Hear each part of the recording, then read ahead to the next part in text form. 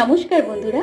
তো সেদিন ছিল একটা বিয়ে বাড়িতে নিমন্ত্রণ, কিন্তু যে কোনো অনুষ্ঠান বাড়িতে যাওয়ার আগে এখন আর কিভাবে সাজবো সেটা মাথায় আসে না। সারা দিনটা শুধু একটাই চিন্তা মনের মধ্যে ঘুরতে থাকে, বেবিকে কি খাইয়ে নিয়ে গেলে ওর পেটটা এবং মনটা দুটোই খুশিতে থাকবে। আমরা বড়রা তো ওখানে গিয়ে এটা সেটা যা খুশি খেতে থাকবো, কিন্তু বাচ্চা মানুষের তো বিয়ে বাড়িতে গিয়ে খাওয়ার মতো তেমন কিছুই নেই। তাই নিজে রেডি হওয়ার আগে ওর জন্য একটু খাবার বানিয়ে নিচ্ছি। সেদ্ধ আপেল ও খেজুরের সঙ্গে আগে থেকে গুঁড়ো করে রাখা 2 চামচ ওটস মিশিয়ে 2 থেকে 3 মিনিট ফুটিয়ে নেওয়ার পরে তার সঙ্গে দুধ মিশিয়ে তৈরি করে নিয়েছিলাম ওটস আপেল। ওই 6টার দিকে আমরা বেরোনোর আগে পুচকিকে এটা খাইয়ে সাথে করে ফর্মুলা মিল্ক এবং অল্প মুড়ির ছাতু নিয়ে চলে গেছিলাম বিয়ে বাড়ি। আর ওখানে পৌঁছে সবার নাচ দেখে এদের 2 ভাই বোনও নাচতে শুরু করে দিয়েছে।